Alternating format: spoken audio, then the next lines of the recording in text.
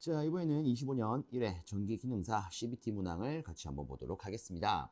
자, 일단 여러분들이 저와 함께 볼 이 문제는 실제 기억력을 토대로 만들어진 문제이기 때문에 실제 출제된 문제와 상이할 수 있습니다. 그리고 일부 문항에 있어서 조건과 보기, 수직값은 임의로 작성된 부분이 있을 수 있습니다. 그리고 저는 편의상 최대한 이 전기 이론, 전기기기, 전기 설비 순서로 문제 순서를 좀 재구성했는데 실제 시험 문제에서는 이 세 개의 과목이 구분 없이 순서가 섞여서 출제가 되었습니다. 그리고 마지막 복원된 문항은 실제 무수히 많은 유형 중의 일부입니다. 그렇기 때문에 여러분들이 이 문제를 보실 때 이거 무조건 내 시험에 나올 거야 이런 맹신이 아니라 이런 것도 나왔었구나 하는 참고용으로 봐주셨으면 좋겠습니다. 자, 그럼 같이 1번부터 해서 진행해 보도록 하겠습니다. 첫 번째 문제 보도록 하겠습니다. 두 종류 금속의 접합부에 전류를 흘리면 전류 방향에 따라서 출력 이외의 열의 흡수 또는 발생하는 현상이 생긴대요. 이러한 것을 무엇이라 합니까? 물론 이 문제에 대한 답은 3번 펠티의 효과가 됩니다. 자, 근데 우리가 시험을 대비해서는 그래도 한번 체크를 해보는 게 좋겠죠. 그래서 여기다가 이에 대해서 우리가 고려해 볼 수 있는 것들을 한번 복습 겸 정리해 보도록 하겠습니다. 자, 우리가 열과 전류에 대한 상관 현상을 우리가 열전 효과 혹은 열전 현상이라고 부릅니다. 이 열전 현상에 대해서는 우리는 크게 세 가지를 생각을 해볼 수가 있습니다. 첫 번째, 제백 효과. 두 번째는 펠티의 효과.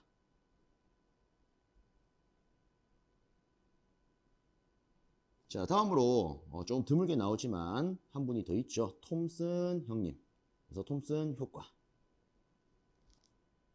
우선에 이 두 개부터 먼저 살펴보자면 제백 효과와 펠티의 효과는요. 우선적으로 서로 다른 두 금속을 접합한 것으로 시작을 합니다. 그래서 이렇게 한번 적어 보겠습니다. 다른 두 금속을 접합하더라. 자, 이렇게 접합을 해놓고요. 이 두 금속에 있어서 온도차를 가해줍니다. 그럼 이때 무엇이 생기느냐? 열 기전력에 의한 전류가 흘러요. 이런 것을 우리가 제백 효과라 부릅니다. 그렇죠?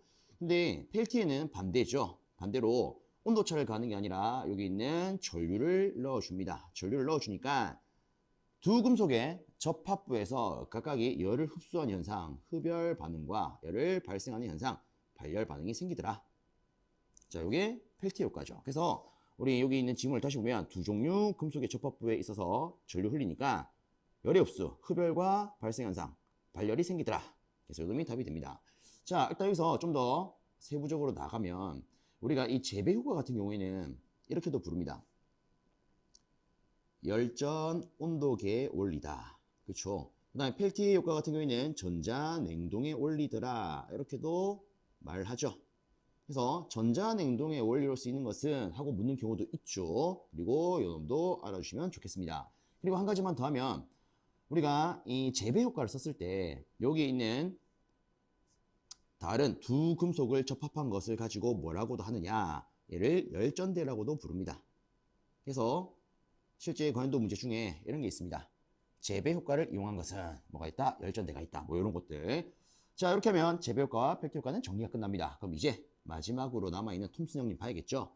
우리 시험에 나오는 기준으로는 이 톰슨 효과를요, 간단히 말해서 동일한 금속에 대한 펠티의 효과라고 말을 할 수가 있습니다. 즉 톰슨 형님은 동일한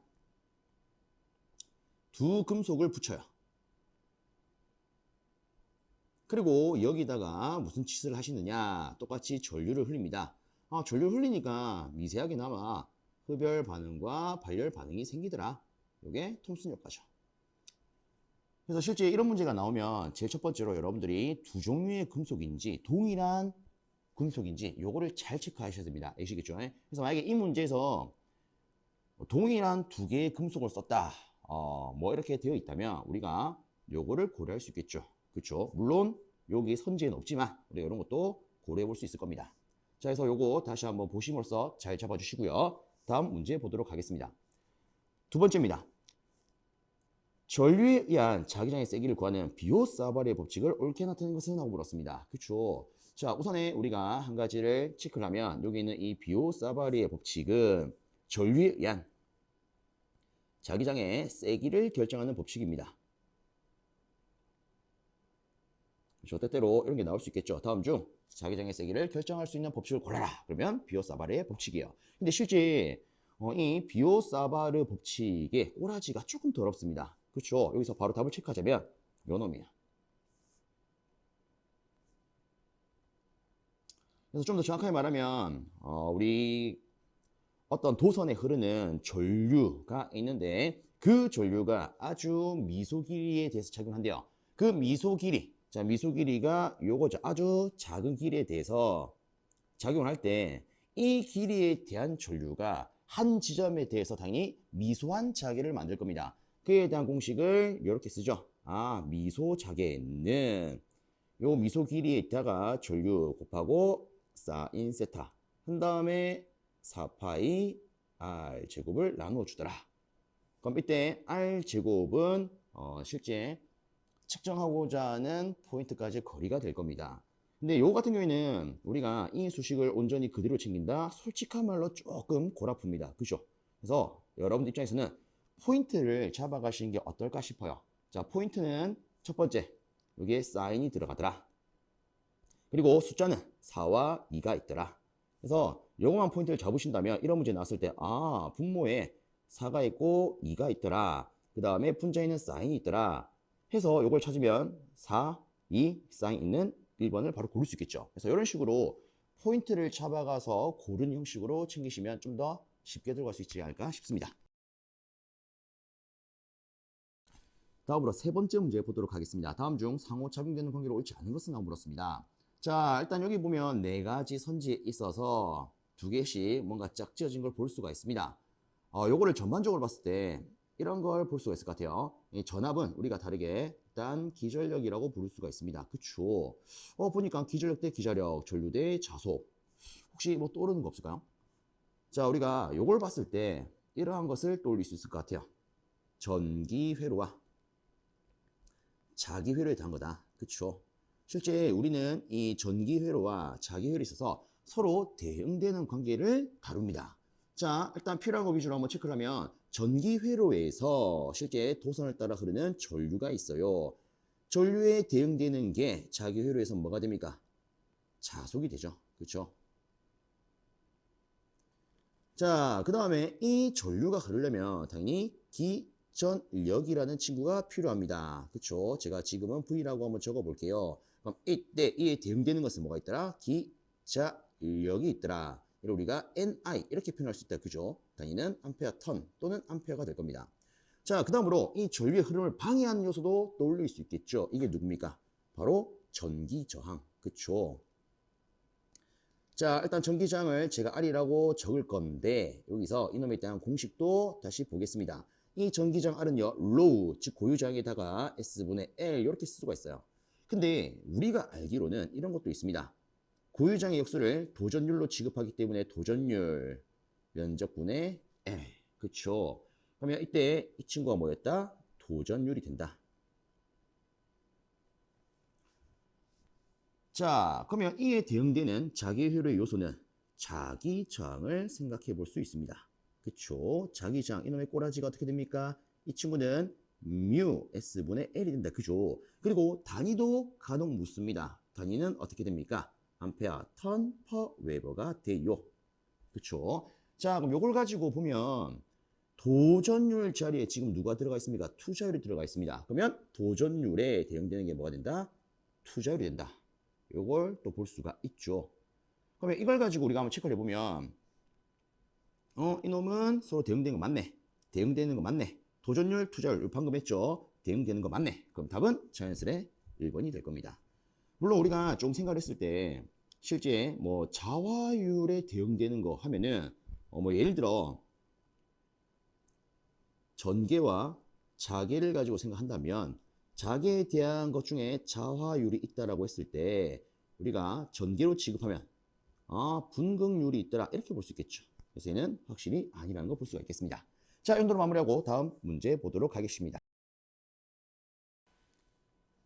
자, 다음으로 네 번째 문제입니다. 납축전지가 충분히 충전되었을 때 양극은 무엇이 됩니까? 실제 이런 문제를 다루려면 이 납축전지에 있어서 충전과 방전 상태에 대한 확실을 알 필요가 있습니다. 그래서 이 같은 경우에는 여러분들이 진짜 여유가 있을 때 뭐 이런 게 있구나 정도로 보시면 어떨까 싶어요. 자, 일단 제가 한번 언급을 드려보면 실제 이에 대한 화학식을 이렇게 쓸 수가 있습니다.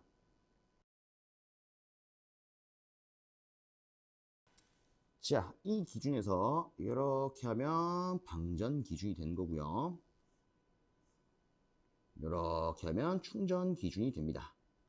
그리고 실제 이에 따라서 각각의 양극과 음극을 체크를 하면 이렇게 체크할 수가 있습니다. 그리고 가운데 있는 것은 실제 전해액이 되는 거죠.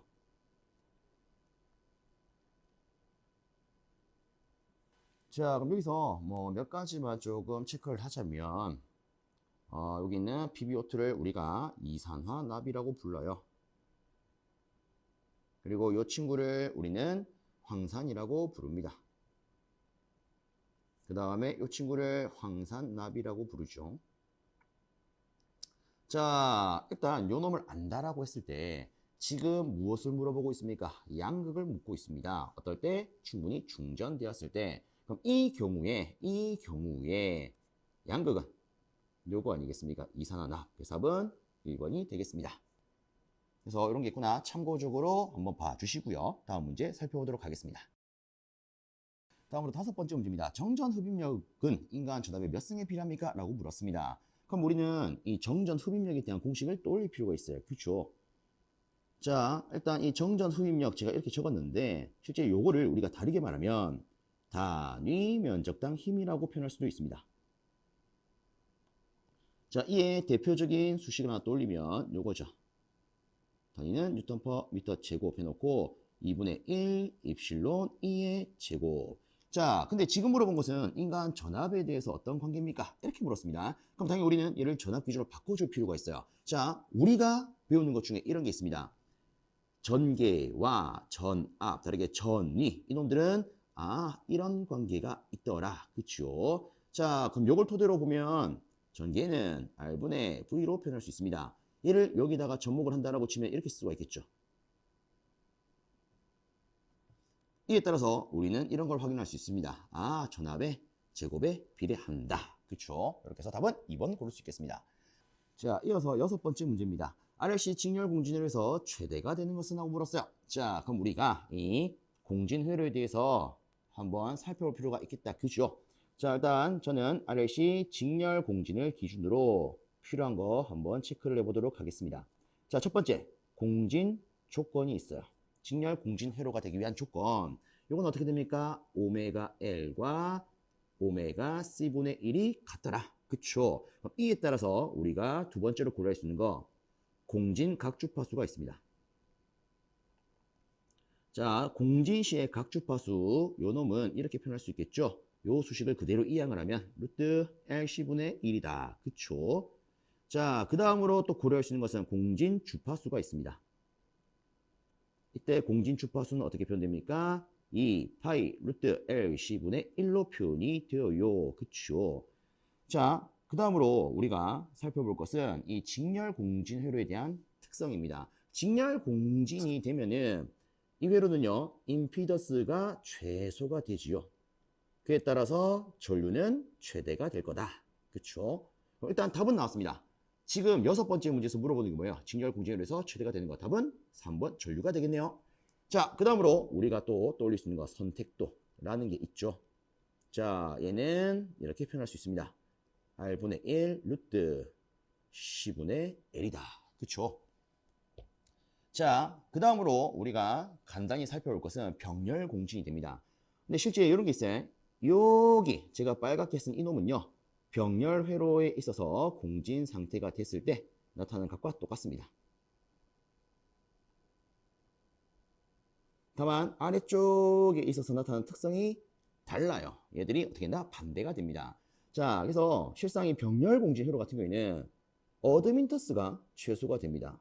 그럼 그에 따라서 누가 최대가 됩니까? 임피던스.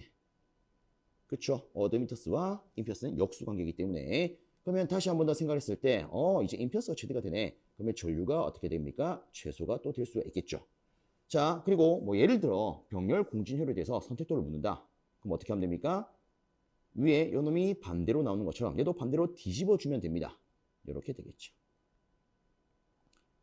근데 실질적으로 우리 시험에서 주요한 내용은 누구예요? 직렬공진이죠. 요거. 그래서 요거 다시 한번 복습 겸 봐주시고요. 넘어가도록 하겠습니다. 다음으로 7번째 문제입니다. 4옴의 저항과 6옴의 저항을 직렬로 접속할 때 합성 컨덕터스는 얼마요? 라고 물었어요. 자, 그럼 여기서 이렇게 한번 생각해 볼게요. 우리가 알고 있는 이 컨덕터스 G라고 하는 친구는 저항의 역수 아니겠습니까? 단위는 뭐가 될 거예요? 혹은 다르게 G맨스 이렇게 표현할 수 있죠. 그러면 자 보세요. 지금 두 개의 저항이 직렬로 되어 있대요. 그럼 우리가 합성 컨덕터스를 계산하려면 합성 저항부터 계산하는 게 편하겠네요. 그쵸? 자, 우리가 알기로 두 개의 저항을 직렬로 합성할 때는 그냥 더하면 됩니다. 4 더하기 6 이게 얼마예요? 15미 되겠죠? 맞습니까? 그럼 끝났네요. 그럼 이에 따라서 합성 컨덕터스는 10분의 1이 될 거기 때문에 0.1 모가 되겠더라. 그래서 답은 1번 이렇게 체크할 수 있겠습니다. 다음으로 8번째 문제입니다. 전위의 단위로 옳지 않은 것은 물었어요. 자, 일단 여기 4가지의 선지가 있는데 딱 봤을 때 아닌 게 보입니다. 2번이죠. 볼트 퍼 미터. 이놈은 누구에 대한 단위입니까? 전개의 세기에 대한 단위다. 그죠? 체크해 줍니다. 그러면 나머지 한번 체크를 해볼게요. 일단 4번. 전위는 볼트 아닙니까? 이거는 당연스럽게 우리가 체크할 수 있는 부분이죠. 그럼 나머지 이놈들이 과연 맞는지 살펴보겠습니다. 자, 우리가 배우는 수식 중에 이런 게 있습니다. 전체 에너지는 W는 QV더라. 자, 근데 여기서 제가 이것을 썼으니까 한 개 더 언급드리자면 많은 분들이 W는 QV와 W는 2분의 1 QV를 혼동을 합니다. 그렇죠? 우선적으로 에너지는 당연히 단위가 일단은 줄로 들어갈 거예요. 그럼 여기서 어떨 때 얘를 쓰고 어떨 때 얘를 씁니까? 자, 간단하게 언급드리자면 전하가 축적되는 개념이 있다. 그러면 이놈을 씁니다. 그런 개념이 없다. 얘를 써요. 그럼 대표적으로 이 전하를 축적할 수 있는 거 누가 있습니까? 콘덴서죠. 그래서 우리는 이렇게 들어가도 됩니다. 지문에 콘덴서라는 언급이 있고 이에 따라서 에너지를 구하라고 한다. 그 앞에 2분의 1을 쓰자. 근데 눈을 씻고 봐도 어떤 문제에 대해서 콘덴서라는 언급이 없어요. 그러면 요 놈을 쓰면 되겠죠. 자, 어쨌든 지금은 요 놈을 가지고 우리가 해석을 해보도록 하겠습니다. 자, 요거를요 우리가 전위 기준으로 바꿉니다. 그러면 Q분의 W가 될 거예요. 그럼 이에 따라서 이 수식을 가지고 판별할 수 있는 단위는요. 에너지가 줄이죠. 전하량은 쿨롱이죠. 아, 줄퍼 쿨롱이 되겠네. 그래서 여기 있는 1번이 전위의 단위로 똑같은 것을 알 수가 있습니다. 그렇죠? 이게 볼트 아니겠습니까? 자, 그 다음에 여기서 또 어떤 개념이 있냐면 실제 이런 개념이 있습니다. 이 에너지라고 하는 것은요. 우리가 힘을 가지고 표현할 때 힘 곱하기 이동시킨 거리로 표현할 수가 있어요. 자, 그럼 일단 여기서 힘의 단위는 뭡니까? 우리가 일반적으로 하는 건 뉴턴이죠. 거리는 미터죠. 그래서 실제 이 줄이라고 하는 단위는요. 뉴턴미터로 바꾸어서 표기가 가능합니다. 그럼 그에 따라서 여기 있는 줄 퍼 쿨롱은요. 이 개념을 접목을 하게 되면 이렇게 바꿀 수 있겠네요. 뉴턴 미터 퍼 쿨롱이라고요. 그렇죠? 그래서 여러분도 전위의 단위로 옳다라고 볼 수 있겠습니다. 자, 그래서 실제 우리가 뭐 요 놈을 봤을 때 바로 답으로 고를 수 있지만 나머지도 한번 해석을 해봤어요. 자, 또 여기서 추가로 하나만 더 보겠습니다. 우리가 간혹 가다 보면 특히 뭐 과연도 문제를 풀다 보면 이런 단위가 있어요. 암페어 턴 퍼 미터. 이건 또 누구에 대한 겁니까? 이거 누구에 대한 거야? 자기의 세기에 대한 거죠. 맞나요? 그리고 또 한 번씩 물어보는 게 이런 게 있습니다.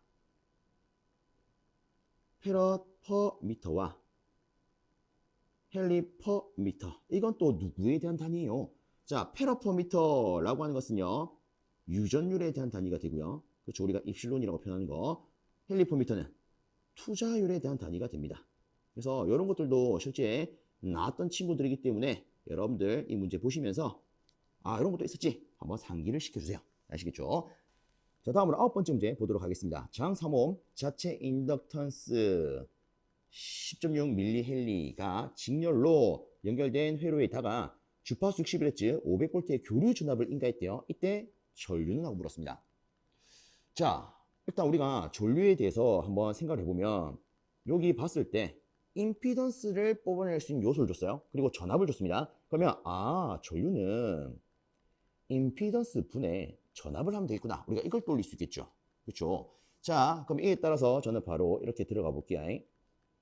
루트 임피던스 크기를 따지면 R제곱 더하기 인덕터스가 주었으니까 유도성 리에이터스 제곱분의 전압을 하면 될 겁니다. 근데 문제는요. 지금 유도성 리에이터스가 없어요. 맞습니까? 인덕턴스랑 주파수가 주어져 있지 않습니까? 그지요? 그러면 우리는 당연히 유도성 리에이터스를 또 구해줄 필요가 있겠네요.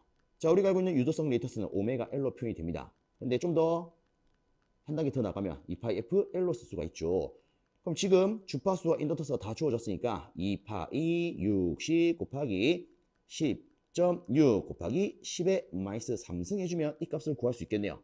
자, 그래서 이놈을 계산하면 대략적으로 4옴이라는 값이 나옵니다. 4옴. 그러면 끝났네요. 요따다가 우리가 넣을 수 있는 거 다 넣어보겠습니다.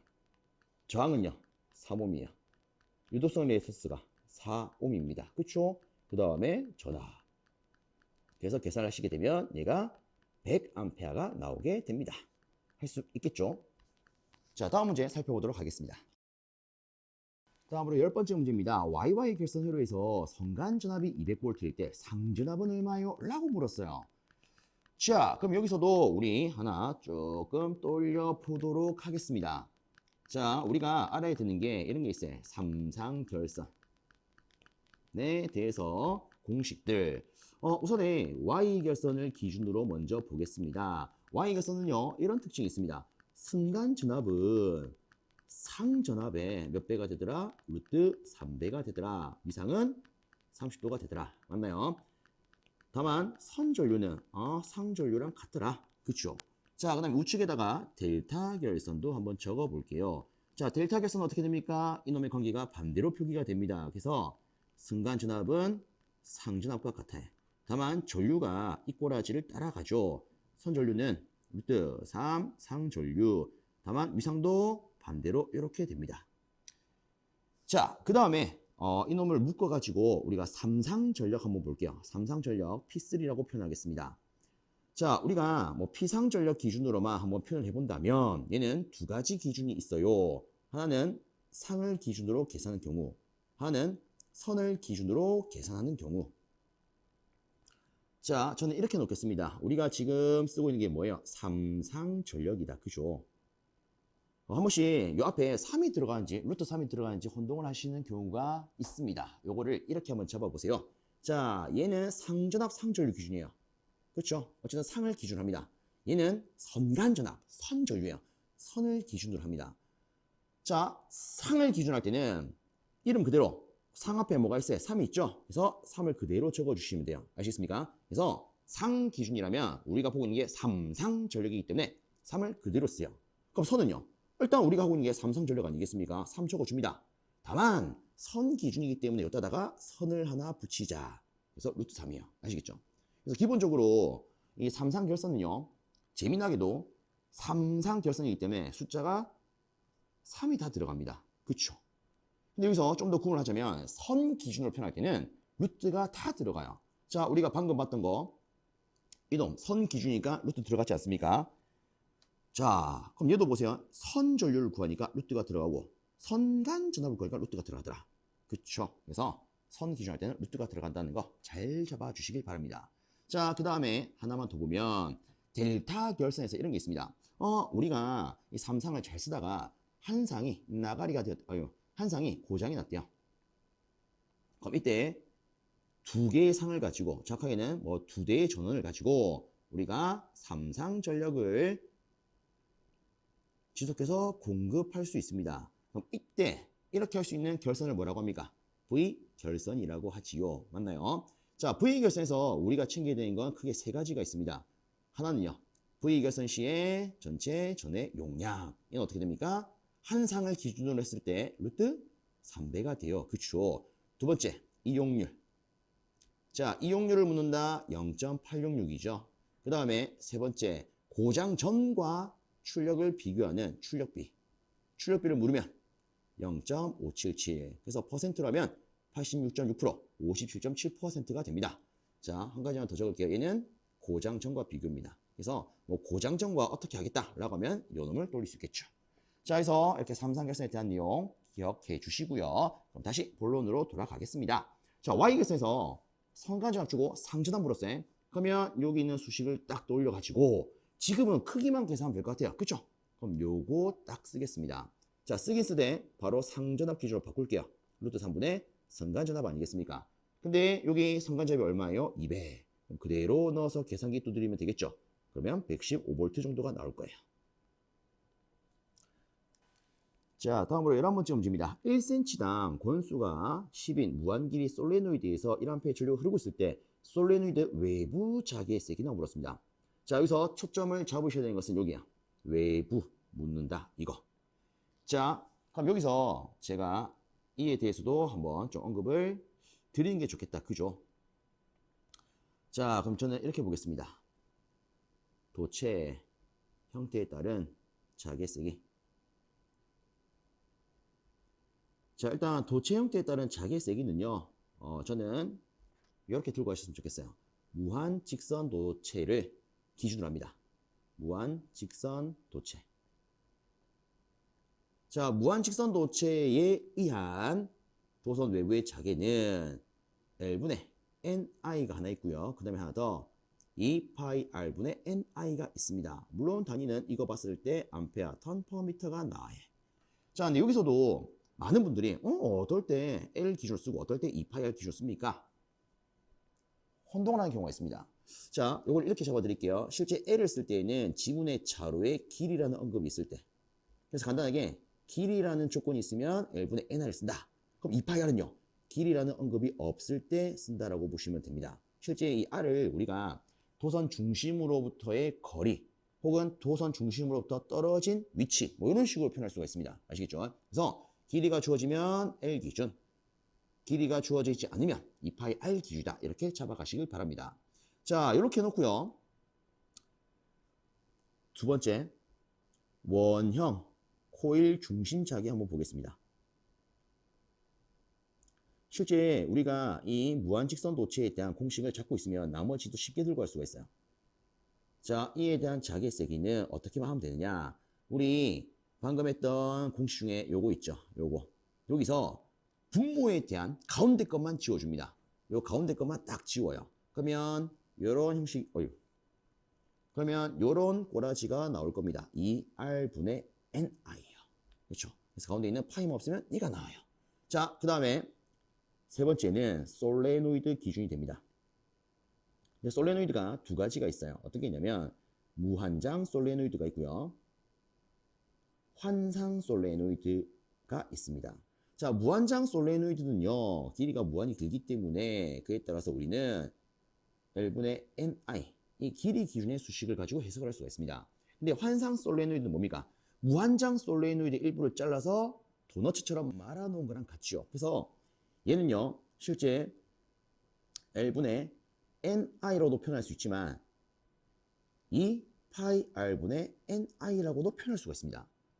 그래서 보면 제가 얘를 안내를 드릴 때 요 수식에서 파이를 제거한 형태로 그 다음에 요 놈을 보면 얘는 이놈과 같아. 그 다음에 환상 솔레노이드는 이놈과 공식 아예 같다. 그죠? 그래서 요 놈을 기준으로 들고 가 보십시오. 그러면 쉽게 들어갈 수 있습니다. 알겠죠? 근데 여기서 한 가지만 더 챙기자면 이런 게 있어요. 솔레노이드 같은 경우에는 우리가 다시 두 가지로 나눌 수가 있습니다. 하나는 내부, 정확하게는 솔레노이드를 구성하는 철심의 내부를 기준하느냐, 외부를 기준하느냐. 실제 여기 있는 무한장 솔레노이드나 환상 솔레노이드에 대한 자기관계식은 정확하게는 여기 솔레노이드 내부에 대한 게 됩니다. 그렇죠? 그리고 한 가지 더, 이때의 내부의 자개는 우리가 균등 자개, 다른 말로 평등 자개라고 표현을 합니다. 즉 철심 어느 위치에 서건 간에 항상 이런 동일한 자기가 나온다 이런 거죠. 근데 외부는 어때요? 외부는 우리가 개념적으로 거의 0이다 이렇게 다룹니다. 맞습니까? 자, 지금 우리가 바라보고 있는 이 11번째 문제에서 어디에 자기를 묻고 있어요? 외부. 그쵸? 그럼 외부는 자기가 있다 없다? 없어요. 그래서 답은 1번입니다. 아시겠죠? 그래서 요거 잘 잡으세요. 외부라는 거. 다음으로 12번째 문제 보도록 하겠습니다. 1차 전지로 가장 많이 사용되는 것은 하고 물었어요. 자, 일단 요거 같은 경우에 하나 좀 체크를 하면 실제 뭐 1차 전지 같은 경우에는 뭐 여러 가지가 있겠지만 우리 입장에서는 한 두 가지 정도만 챙기면 됩니다. 하나는 뭡니까? 망간 전지, 하나는 순 전지. 물론 뭐 공기 전지 이런 것도 있겠지만 우리가 챙길 만한 것은 딱 요 정도예요. 그러면 답은 3번 되겠죠. 그렇죠? 그래서 요거 하나 쳐보세요. 그리고 한 가지만 더 챙기자면 1차 전지는 한 번 쓰면은 못 쓴다. 그죠? 그래서 이런 그대로 1회용이다. 1차적으로 쓸 수 있다. 1회용이다. 이렇게도 한번 생각을 해줍니다. 자, 이어서 13번째 문제 보도록 하겠습니다. 전류의 방향과 자정의 방향은 각각 나사의 진행 방향과 회전 방향에 일치한다와 관계있는 법칙은 물었습니다. 자, 일단은 요까지만 한번 볼게요. 자, 우리가 배우는 것 중에 이런 게 있습니다. 전류에 의한 자기장의 방향을 결정하는 법칙. 얘를 뭐라 하더라? 암페어의 오른손 법칙이라 하더라. 근데 또 이런 게 있죠. 실제 이 암페어를 다르게 부르면 앙페르라고 부릅니다. 그리고 오른손 법칙을 다르게는 오른나사의 법칙이라고도 해요. 그럼 그에 따라서 답은 2번이 될 겁니다. 근데 솔직히 이 문제는 지문에 답을 줬습니다. 왜 그러냐면 여기 나사가 나와 있죠. 그럼 지문에 봤을 때 나사 연음밖에 없네? 그쵸? 자, 이렇게 한번 체크를 해봤고요. 다음 문제 살펴보도록 하겠습니다. 다음으로 14번째입니다. 물질에 따라서 자석에 반발하는 물질은 무엇이라고 합니까? 자, 반발한다는 것은 극성이 반대로 나타난다 이거 아니겠습니까? 그죠? 이런 것을 우리가 뭐라 불러요? 반자성체. 자, 근데 여기서 한 가지만 잡고 또 가겠습니다. 실제 어떤 게 있냐면 자성체 종류라는 게 있어요. 그렇죠? 여러분들이 여러 번 들으셨던 내용이 될 겁니다. 자, 우리 입장에서 다루는 자성체의 종류는 크게 세 가지가 있습니다. 하나는 강자성체, 즉 자성의 성질을 강하게 띠는 거. 그 다음에 자석의 성질을 이렇게 띠는 거. 즉 진짜 극히 일부 띠는 거. 상자성체. 자, 그 다음으로 자성의 성질을 띵이 띠는데 우리가 간 거랑 반대로 띠더라. 얘를 반자성체라고 하지요. 그렇죠? 특히 이 강자성체 같은 경우에는 우리가 전자석으로 쓸 수 있는 물질이 됩니다. 그렇죠? 자, 그럼 여기서 시험에 나올 수 있는 게 비투자율 관계가 있습니다. 강자성체는 비투자율이 어떻습니까? 얘는요, 비투자율이 1보다 급날이 커요. 상자성체는요, 1보다 살짝은 큽니다. 예를 들어 뭐 1.002 요 정도, 혹은 1.2 뭐 요 정도. 자, 근데 반자성체 같은 경우에는 얘를 우리가 이렇게 표현할 수 있죠. 이 친구는 1보다 작더라. 맞습니까? 그리고 우리 시험에 또 종종 나오는 게 각 물질에 대한 종류가 됩니다. 강자성체 같은 경우에는 보통 제가 이렇게 말합니다. 제 친구 중에 철수가 있어요. 철수가 코 수술을 했는데 망했어요. 그래서 저는 이렇게 말합니다. 야, 철수야, 니 코 망했다. 그렇죠? 철수야, 니 코 망했다. 자, 그래서 얘는 철 그대로, 얘는 니켈, 얘는 코발트, 얘는 망간이 됩니다. 그래서 철수야, 니 코 망했다. 이렇게 잡고 넘어가겠습니다. 자, 그 다음에 뭐 상자성체 같은 경우에는 실제 이런 게 있습니다. 주로 언급이 되는 게 백금, 알루미늄, 그 다음에 텅스텐 이런 것들. 자, 근데 솔직히 이 상자성체에 대한 종류는 저는 굳이 외울 필요는 없다고 생각합니다. 왜? 보통 시험에 나온다면 강자성체에 대한 거 나오고요. 그리고 반자성체에 대한 게 나와요. 그러면 우리가 좀 더 잘 나오는 강자성체랑 반자성체를 들고 간 다음에 혹시나 상자성체가 나옵니다. 그럼 어떻게 하면 됩니까? 주어진 선지상에서 강자성체 제외하고 반자성체 제외하면 그게 바로 상자성체 아니겠습니까? 그죠? 자, 그러면 반자성체는 어떻게 했습니까? 금, 은, 동, 안티몬, 아연, 비스무트 이런 게 있습니다. 자, 요 같은 경우에는 제가 보통 이런 말을 합니다. 요즘에는 반자성체라는 용어를 쓰지만 옛날에는 얘를 역자성체라고도 부르긴 했었습니다. 그래서 이렇게 연기를 지어볼게요. 제 친구 중에 역도 선수가 있대요. 그러면 이 친구는 열심히 운동해가지고 대회 1번 나가지 않겠습니까? 그래서 이 친구가 대회에 나간다고 가정을 하겠습니다. 저는 이 친구한테 응원의 한마디를 할 거예요. 친구야, 이왕 대회에 나가는 김에 금, 은, 동, 안아삐라. 그죠? 우리가 뭐 금운동 안아서 와라. 사투리라면 안아삐라. 이렇게 말을 하죠. 그래서 금운동 안아삐. 이런 식으로 들어가시면 좀 더 쉽게 들어갈 수 있지 않을까 싶습니다. 그래서 요거를 메인으로 두고 가시고 혹시나 상자승치 나온다면 주어진 선지에서 이거 제외하고 고르면 되겠더라. 그렇죠.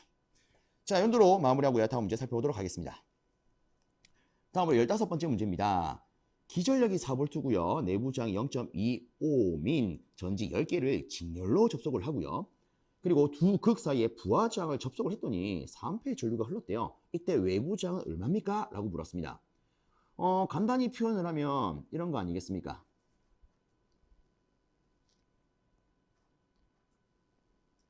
자, 여기 전지가 쭉 있대요. 뭐 제가 대충 이렇게 한번 표현을 해보겠습니다. 이 전지를 어떻게 접속하겠다? 직렬로 이런 식으로 접속을 하겠다. 몇 개를? 10개를요.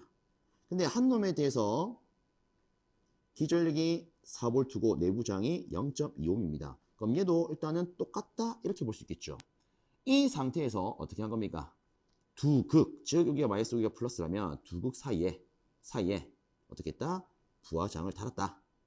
이렇게 했더니 이렇게 공급되는 전류가 4A더라. 이거 아닙니까? 그럼 일단 이런 문제를 만나면 우리가 뭐부터 해야 됩니까? 이 전원을 하나로 합성부터 해야 됩니다. 그렇죠? 그래서 제가 우측에다가 합성한 것을 하나 체크를 해볼게요. 저는 얘를 하나로 합성해서 표기를 할 거예요. 자, 그럼 여기서 자 보세요. 얘들이 일단은 중요한 게 직렬 접속입니다. 직렬을 했을 때 전체 합성 기전력은 어떻게 계산할 수 있습니까? 모조리 싸그리 더해주면 되죠. 얘가 10개니까 4에다가 10개를 곱하면 되겠네요. 그래서 얘는 40V가 될 거예요. 자, 그 다음에 내부장. 얘도 직렬로 되어 있으면 우리가 합성할 때 어떻게 하면 되죠? 싸그리 더하면 되죠. 그럼 간단하게 0.2에다가 10개니까 10을 곱하면 2ohm이 되더라. 이렇게 볼 수가 있을 겁니다. 자, 이 상태에서 어떻게 했습니까? 장을 달았어요. 그렇죠? 부하장을 달았습니다. 다르게 외부장을 달았어요. 그렇죠? 자, 얘를 R이라고 놓고 여기로 전류가 4A 흘렀더라. 그럼 이걸 가지고 우리는 이렇게 볼 수 있겠네요. 전류에 대해서 한번 표현을 해보면 자, 여기에 대해서 봤을 때 지금 이놈과 이놈은 직렬 아니겠습니까? 그렇죠? 그러면 결국 이 전류는 그냥 전체 흐르는 전류와 같을 거기 때문에 우리가 단순히 전체 합성장분에 전압을 하면 될 거예요. 그러면 합성장은 2 플러스 R이 됩니다. 전압은 40 되겠죠. 근데 얘가 얼마라고요? 4A. 그럼 얘가 4A 나오려면 여기 있는 분모가 얼마면 됩니까? 10이면 되겠죠. 그래야 40에다 10을 나서 이거 나올 거 아닙니까? 그러면 끝났네요. 이걸 만족하기 위한 R은 8ohm이 되겠더라.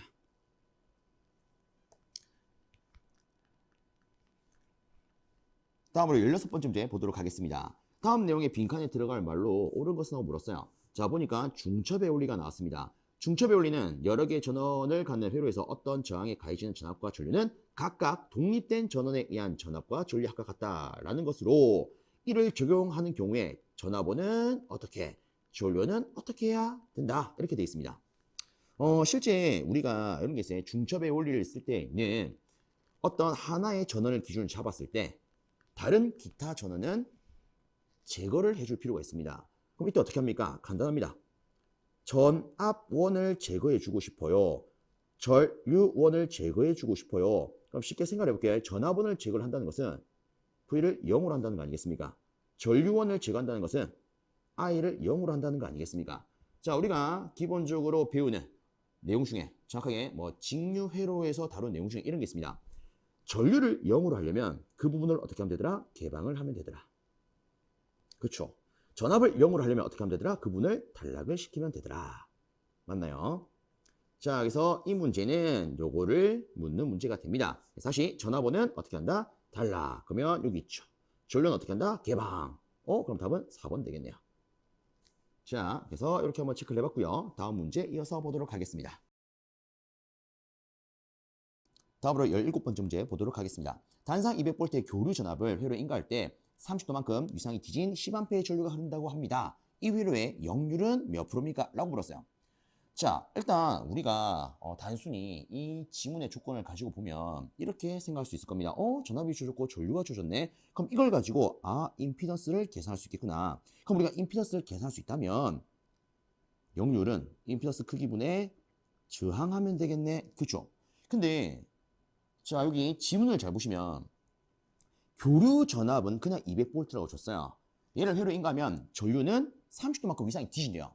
그럼 이걸 가지고 우리가 뭘 할 수 있냐면 전압과 전류의 위상차를 바로 알 수가 있습니다. 전압과 전류의 위상차. 얘가 얼마입니까? 30도만큼 나는 거 아니겠습니까? 이게 뭐다? 30도. 근데 우리는요, 이 전압과 전류의 위상차를 다르게 뭐라고 부르느냐? 얘를 가지고 실제 역률을 계산할 수 있기 때문에 이놈을 역률각이라고 불러요. 그럼 솔직히 우리가 요거를 체크를 했네. 그러면 실제 뭐 임피던스, 저항 이런 거 구할 필요 없이 바로 이걸 가지고 코사인 30도 하면 끝이 납니다. 실제 코사인 30도 하면 얘가 0.866이 나와요. 그럼 퍼센트로 하면 몇 프로? 86.6%. 생각으로 간단하다. 그죠? 답은 1번 되겠습니다. 자, 다음으로 18번째 문제입니다. 코일의 자체 인덕턴스 L과 권수의 관계로 옳은 것은 하고 물었어요. 자, 여기서 한 가지만 조금 복습을 해봅시다. 실제 우리가 인덕턴스라는 거 고려할 때는 크게 두 가지를 고려할 수가 있죠. 하나는 자체 인덕턴스, 다른 말로 자기 인덕턴스. 얘가 우리가 흔히 L로 쓰는 거죠. 자, 일단 이 친구의 대표적인 수식은 I분의 N파이가 하나 있습니다. 그 다음에 한 가지 더 L분의 뮤 Sn 제곱이 있어요. 맞나요? 그럼 여기서 여러분들이 이걸 구분을 잘 하셔야 됩니다. 보통 이걸 가지고 이걸 돌리니까 권수에 비례하더라 이렇게 생각하시는데 실제 여기서 최종적으로 변화를 시킨 게 요겁니다. 즉 이 수식이 뭐다? 최종 단계예요. 그럼 우리가 최종 단계를 봤을 때는 어떻게 볼 수 있어요? 인덕턴스는 권수의 제곱이란다 이렇게 볼 수 있겠죠. 그래서 요거는 조금 주의를 하셔야 됩니다. 이걸 가지고 해석하는 게 아니라 실제로는 최종 단계 이 놈을 가지고 해석을 합니다. 그래서 이렇게 된다는 거 아시겠죠? 그럼 일단 답을 체크하면 요 놈이 돼요. 자, 그 다음에 우리 한 가지만 더 고려하면 상호 인덕턴스가 있습니다. 물론 상호 인덕턴스도 실제 여러 가지 공식이 있지만 우리가 뭐 딱 필요한 것만 하나 체크해 보자면 이런 게 있죠. K의 루트 L1, L2 이때 K가 뭐예요? 결합계수라는 친구야. 그렇죠? 자, 그리고 실제 뭐 또 이런 것도 있습니다. 4분의 가동 합성 인덕턴스 마이너스 자동 합성 인덕턴스. 그렇죠? 때때로 요 놈을 필요로 하는 경우도 있기 때문에 다시 한번 복귀해 주십시오. 자, 그리고 뭐 부가적으로 우리가 좀 더 보자면 이런 것도 있습니다. 자기 인덕턴스는요, 항상 그 부호가 양수입니다. 근데 상호 인덕턴스는 예를 들어 두 개의 코일이 있다고 했을 때 서로 영향을 주기 때문에 나타나는 게 이거 아닙니까? 그쵸? 그럼 이때 두 코일의 자속이 똑같은 방향이라면 플러스, 반대 방향이라면 마이너스. 그래서 자속의 방향에 따라서 이렇게 해석할 수 있다는 것도 하나 체크해 놓으시면 좋겠죠. 자, 다음으로 19번째 문제입니다. 어라? 우리 앞에서 했던 거죠. 다음 물질 중 강자성체로만 구성된 거. 그래서 우리가 앞에서 이 강자성체에 대한 매질을 한번 따져봤었습니다. 바로 한번 체크를 해볼게요. 강자성체 하면은 누굴 떠올리면 됩니까? 철수에. 철수야, 웃자노, 니코 망했더라. 철수야, 니코 망했다. 그쵸? 그럼 끝났죠? 이걸로만 구성된 거. 요거죠, 요거. 자, 요거는 조금 체크를 하셔야 됩니다. 1번 같은 경우에, 철수야, 니코 망했다. 근데 문제는 아연이 있어요. 이거 뭡니까? 금운동 아답비라. 이게 뭐예요? 반자성체죠. 그래서 얘는 틀린 게 됩니다. 아시겠죠? 그래서 정확하게 철수야, 니코 망했다. 잘 잡아주세요. 자, 다음으로 20번째 문제입니다. 그림과 같이 플러스로 대전된 대전체에 도체를 가까이 둘 때 도체에서 대전체와 가까운 쪽은 마이너스, 먼 쪽은 플러스가 되는 현상을 무엇이라 하는가? 라고 물었어요. 자, 지금 보면 여기 대전체가 플러스로 대전이 되어 있습니다. 근데 여기 가까이에 도체를 놓으니까 가까운 쪽에는 마이너스, 먼 쪽에는 플러스가 생겼어요. 자, 요거는 우리가 이렇게 말할 수 있겠죠. 실제 여기 있는 마이너스는 왜 나타난 거예요? 여기 대전체에 유도된 플러스가 다른 극성, 즉 마이너스를 잡아 당겼기 때문 아니겠습니까? 그래서 얘가 요 놈을 이끌어냅니다. 그럼 반대로 동일한 극성은 서로 밀어내기 때문에 멀어지겠죠. 근데 문제는 이렇게 극성이 나누어지면 여기는 마이너스 전기, 플러스 전기가 따로따로 존재하게 됩니다. 근데 이 전기는 어디론가 이동하지 않아요. 왜? 여기 보면 저런 체가 밑에 있기 때문에 어디론가 이동하지는 않습니다. 맞습니까? 그럼 이때 전기는 어떻게 됩니까? 그 자리에 정지되어 있겠죠. 그럼 얘를 우리가 정지된 전기, 정전기라고 할 수 있는데 자, 근데 중요한 건 이거죠. 이 정전기는 누가 이끌어낸 거예요? 대전체에 있는 이 전하가 이끌어낸 거죠. 이처럼 이끌어내는 것을 뭐라고 합니까? 유도했다. 이런 표현을 써요. 그래서 이거를 우리는 이렇게 말합니다. 정지된 전기를 이끌어냈더라. 정전 유도라고 하더라. 그래서 답은 4번 되겠습니다. 자, 일단 이번 영상에서는 20번까지 한번 풀어봤고요. 다음 영상에서 21번부터 해서 또 진행을 해보도록 하겠습니다. 여러분들 수고 많으셨습니다.